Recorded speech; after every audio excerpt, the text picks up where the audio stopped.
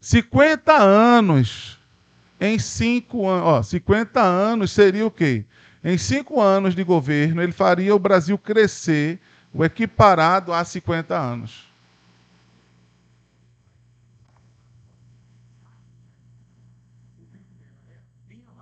A China não, a China não é a potência que é hoje, não.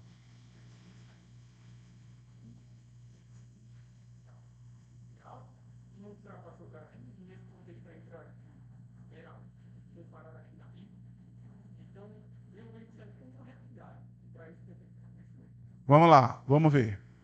É, durante o governo de Juscelino, nós tivemos isso aqui, ó.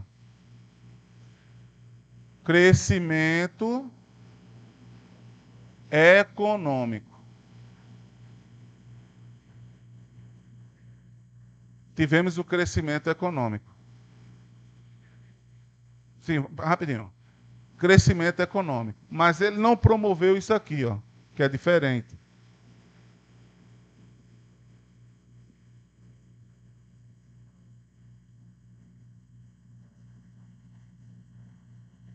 É a mesma coisa, é? Parece, né? Parece, mas qual é a diferença?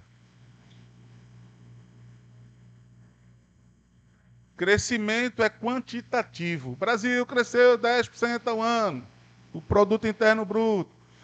Desenvolvimento econômico, estamos falando de melhoria na qualidade de vida da população, o povo viveu melhor, o povo, entendeu? Isso não aconteceu, que é um dos grandes problemas do Brasil, tá?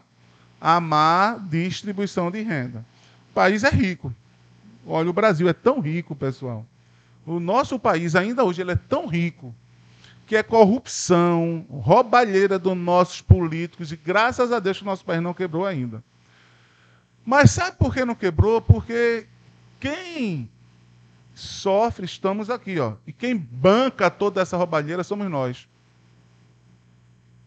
Quem banca somos nós. Tá? Quem está no poder, as pessoas, o dono do capital, a gente tem uma ilusão da porra, né? Nós temos, desculpa até a expressão, nós temos a ilusão, não, o povo é que botou. Não, pessoal. Não. Nós é que escolhemos, mas escolhemos quando, de acordo com o que o dono do capital assim quer. Está entendendo? Os grandes banqueiros, empresários. Bolsonaro, quando foi eleito, o povo elegeu, certo. Mas quem estava por trás de tudo isso? Grandes empresários. Quando eles viram que Bolsonaro estava passando as mãos pelos pés, os pés pelas mãos, né? O que é que vai acontecer? Traz um que pode solucionar esse problema, que está aí. Não fomos nós, não. O povo escolheu, foi na urna e escolheu. Mas quem está por trás de tudo isso é o dono do capital. Nós temos essa ilusão. Somos uma democracia, mas não é porque o povo quer, não, viu? É porque o dono do capital assim quer. Porque em uma ditadura não se produz, ou seja, eles não vão ter o lucro desejado, não. Aí tem uma ilusão. Uma ilusão. Todo poder emana do povo e em nome dele é exercido. Show! Se nós temos um povo informado, instruído. Mas o brasileiro não. Não, o brasileiro não. Aí tem essa ilusão. Tá? Então veja só. Juscelino, ele diferente de Vargas, aí eu vou mais além. Aqui é o que? Crescimento quantitativo e aqui qualitativo. Tá? Qualitativo. Vejam só. Juscelino, lembre de Getúlio aqui. Getúlio vai estar para o nacionalismo. Lembre-se sempre disso. Caso venha alguma coisa falando. JK, vai estar para o desenvolvimentismo. Traduzindo, Juscelino abre o Brasil para o capital estrangeiro. Plano de metas. O setor que mais se destaca é o industrial. E ele vai querer investir em uma indústria que seja a base de todas as outras. A qual indústria? A automobilística. Aí entra no Brasil grandes multinacionais. A General Motors, a Volkswagen, aí vamos lá, a Chevrolet. Além das além das indústrias automotoras, né, automobilística, indústrias que vai abastecer, indústria de autopeças. Pneu Pirelli, a Dilup, Esso, entre essas multi. Aí vamos lá. Na nossa casa, ainda hoje a gente tem um ferro de passar roupa da marca Black & Decker. E é o melhor que tem. Não quebra. Cai e não quebra. Antes era bem pesado, eu lembro, que é o preto com velho, preto com vermelho. É o mais caro. Comprar um ferro, quanto é um ferro de passar? Quanto é? Ah, isso aqui é. Quanto é um ferro de passar? Hoje, baratinho, R$40. Se for comprar o Black & Decker, é 60, 70. Ou mais, né? Pronto. Então, quanto é? Eu estou por fora o valor do ferro. É não. É o Black & Decker, porque eu gosto daquela marca. É, eu gosto. É o Black & Decker. A menina que passa a roupa lá é o Black & Decker. Eu não lembro quanto comprei. Faz tanto tempo que não quebra. Não quebra não, meu amor, esse ferro não. Quebra não. Puxa, quebra nada. Não, eu comprei. Isso aí não foi de geração não, né? Eu comprei, não quebra. Quer ver outra coisa que está na nossa casa? Você vai comprar um ventilador. A melhor marca é a Arno. Entrou nessa época. Arno. E é a Arno. Quer ver mais? Quer ver outra marca? Ah, pronto. Coca-Cola entrou no Brasil nessa época de Juscelino.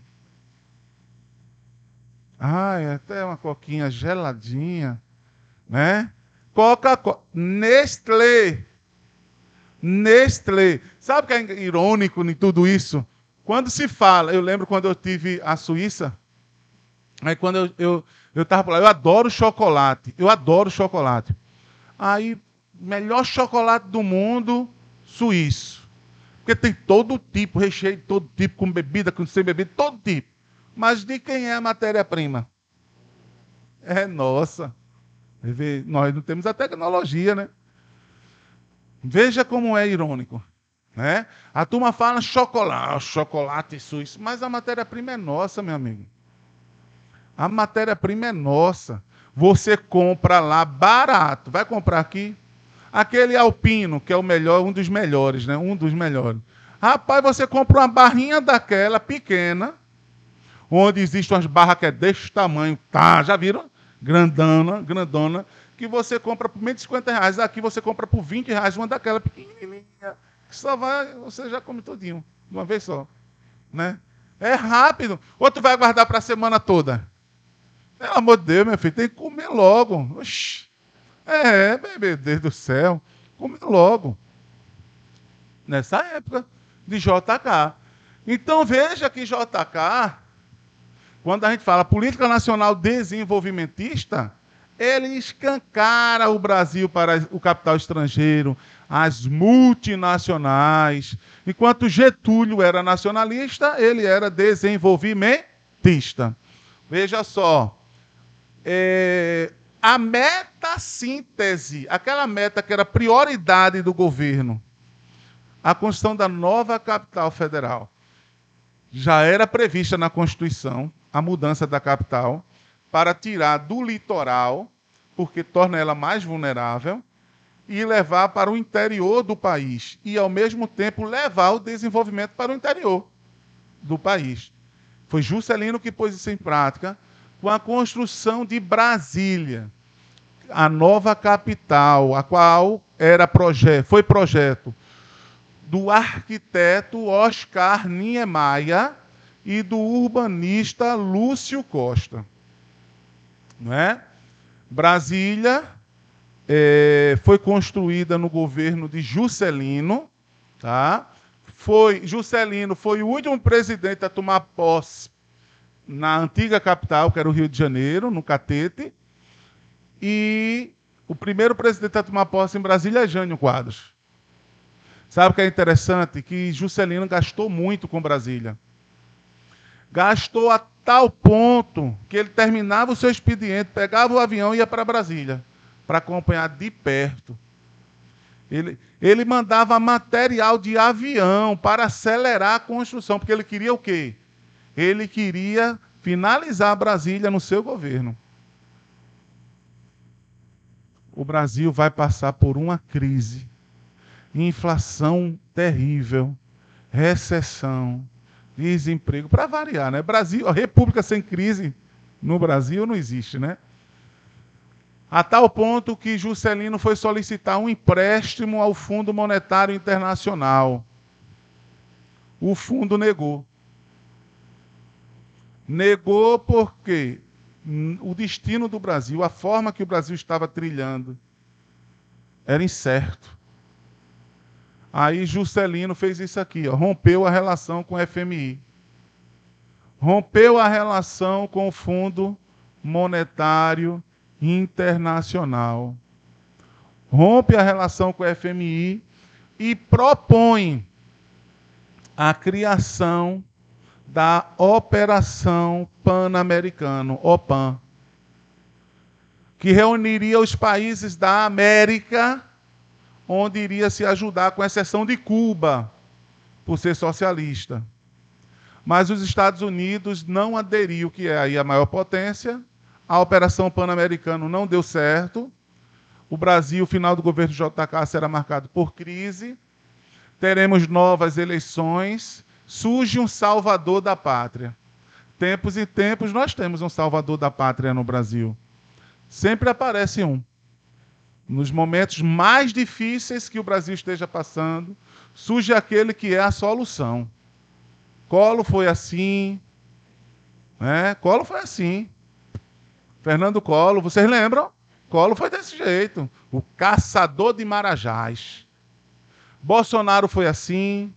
Disse que iria fazer a nova política. Fez a nova política? O Congresso não deixa? Como é que vai fazer? As almas cebosas tudo no Congresso, como é que vai deixar?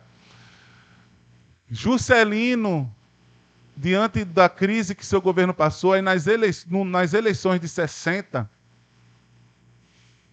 Jânio Quadros surge como salvador. Sabe qual é? O partido de Jânio era o PTN, era um partido que não tinha projeção nacional. Lembra um partido recente, não lembra?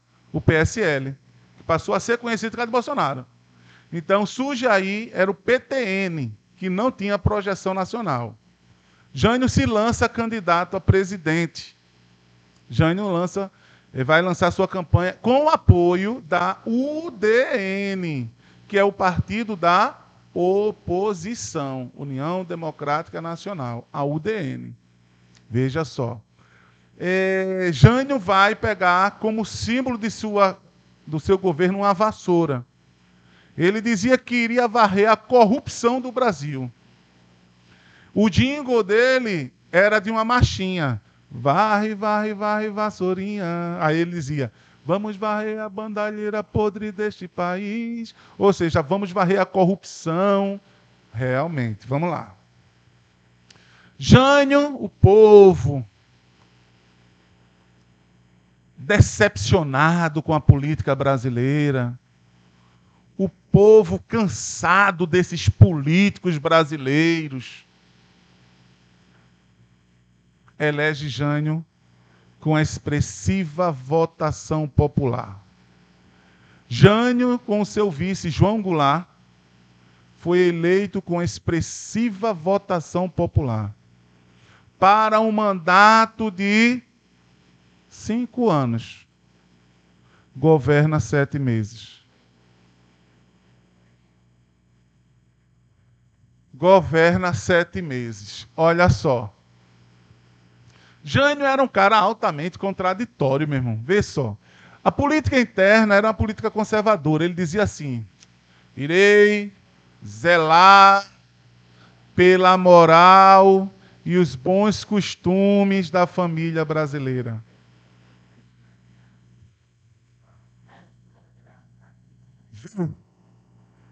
Não, vê se isso lembra alguma coisa. Lembra, não lembra a história recente? É familiar, né? Irei zelar pela moral e os bons costumes da família brasileira. Ele conseguiu aprovar uma lei no Congresso proibindo as mulheres de usarem biquíni. É um filho de rapariga, aquele cara, rapaz. Oxi, de pensar, se o cara proibindo as mulheres de usarem biquíni no desfile de Miss, na praia. Sabe como era a roupa, minha filha? Era um maiô, fechava até aqui, todo completo, vinha até aqui, mais ou menos. Aquele de nadar. O de nadar ainda é mais sensual, né? Aquilo bem bonitinho, né?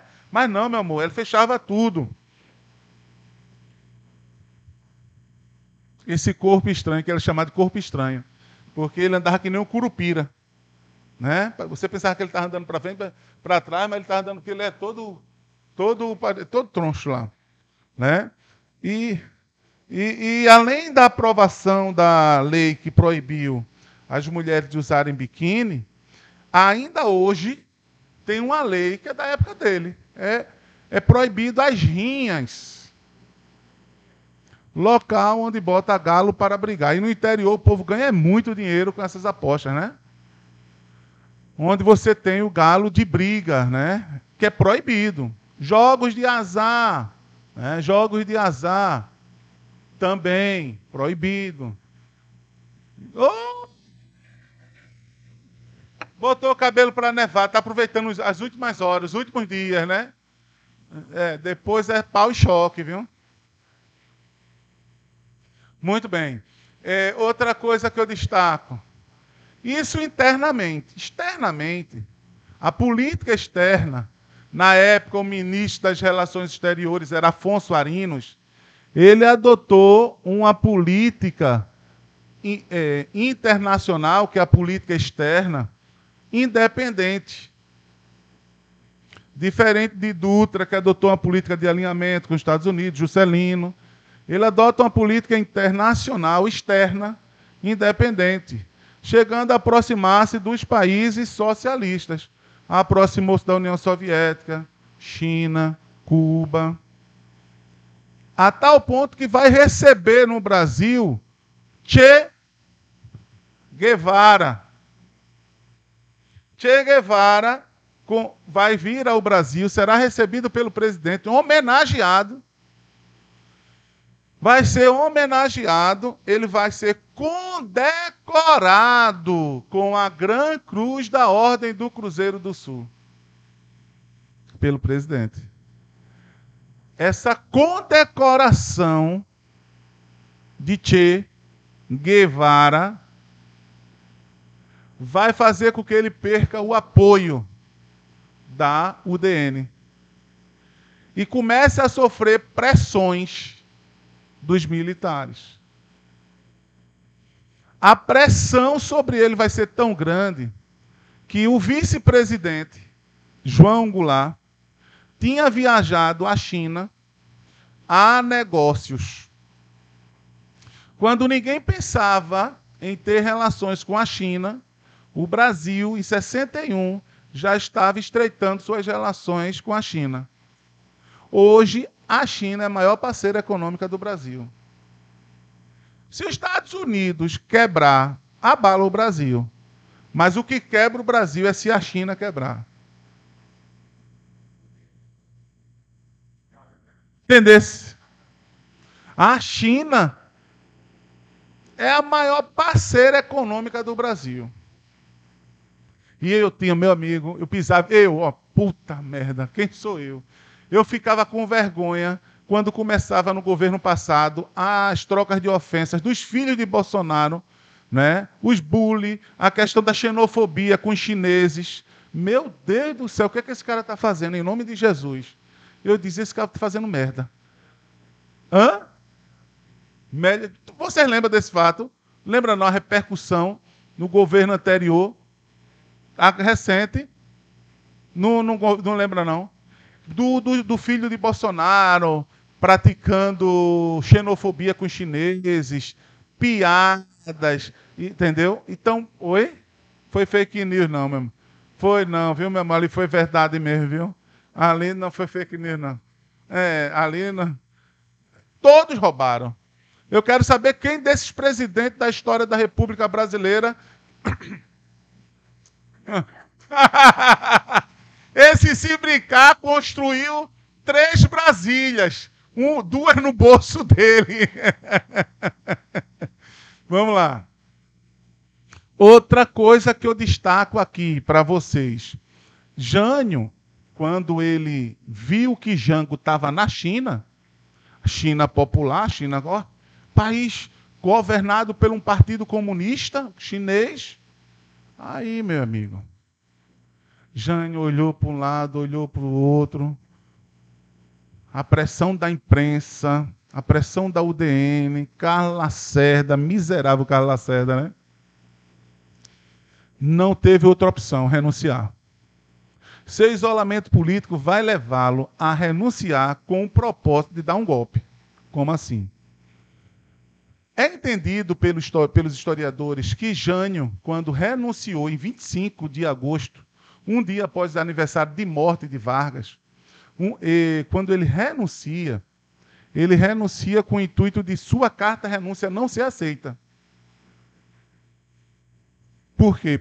Porque o vice tinha uma relação com a China. E aí a sua carta renúncia não seria aceita, ele voltaria com plenos poderes. Vai pegar em bomba. A carta renúncia vai ser aceita. Ele tem uma parte na carta que ele termina assim: forças ocultas sobre minha pessoa, não me falta a coragem da renúncia. Aí ele renunciou.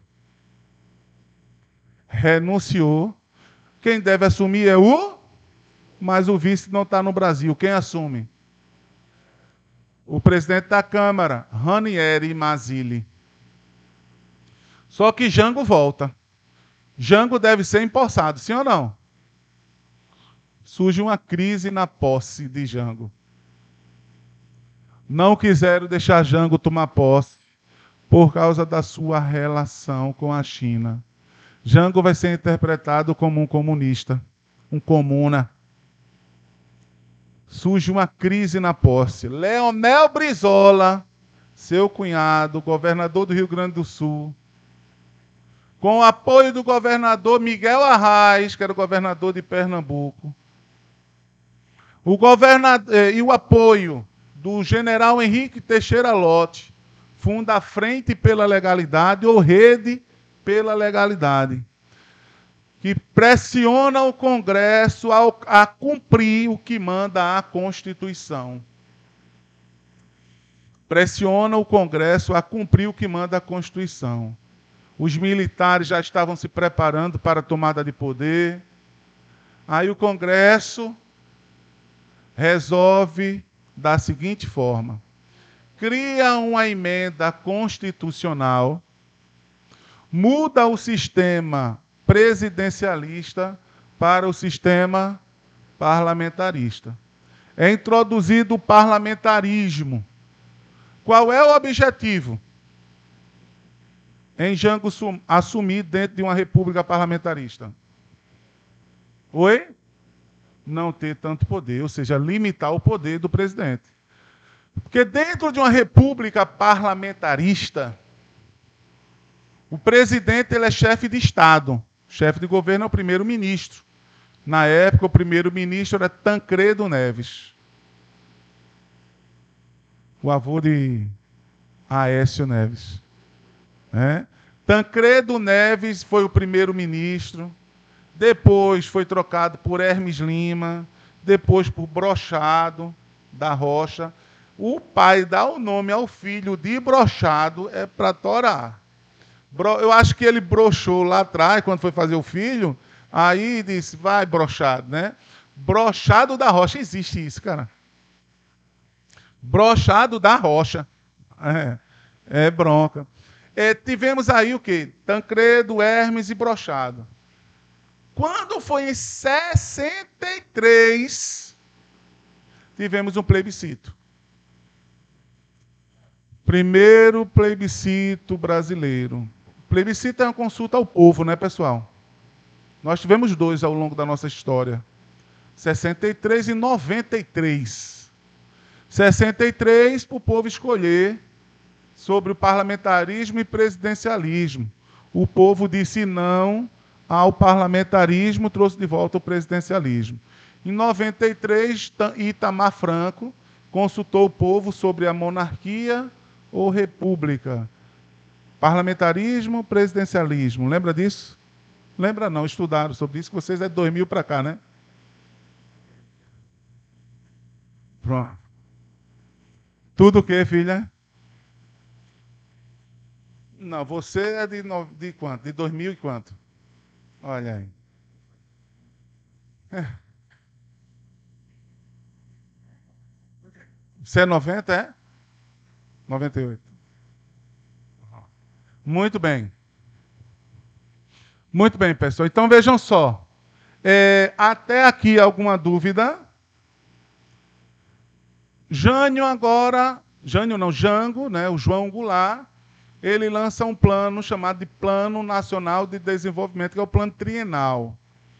Plano Trienal de Desenvolvimento. Só que foi um plano nacionalista, não deu certo, nem decolou, de autoria de Celso Furtado.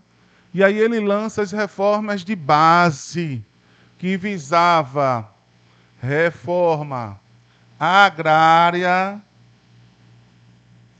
tributária, judiciária, educacional e etc. O bicho-papão está na reforma agrária. Rapaz, Jango vai ser interpretado como comunista por defender reforma agrária no Brasil. Falar em reforma agrária é ir de encontro aos interesses dos grandes proprietários de terras. Sim ou não? É interessante que nesse período nós tínhamos os movimentos como as ligas camponesas. As ligas camponesas foram criadas na década de 50 no Brasil. Aqui, em Pernambuco, Vitória de Santo Antão, no Engenho Galileia. Eu dou aula bem pertinho. Engenho Galileia. 70 anos agora, né? Das ligas camponesas. Depois em Sapé, na Paraíba, mas primeiro foi aqui. As ligas camponesas, essas associações camponesas, visavam a reforma agrária, mas não é só dar terra, dar condições para que o camponês possa produzir, dar educação aos filhos dos camponeses, escolas. Então, todo um processo aí de infraestrutura, não é? Jango lança as reformas de base aqui no Rio de Janeiro. Ó. Comício da Central do Brasil, 13 de março de 1964.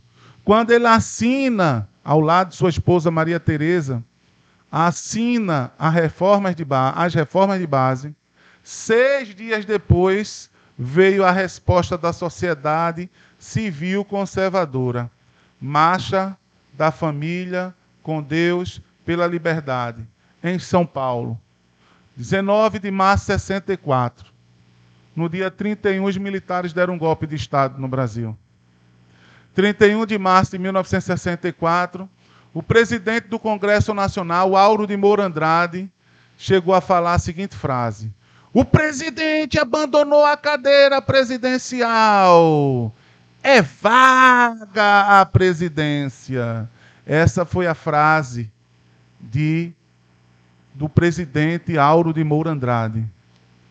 Ele cita desta forma: o presidente estava no Brasil em Porto Alegre, em reunião com Leonel Brizola.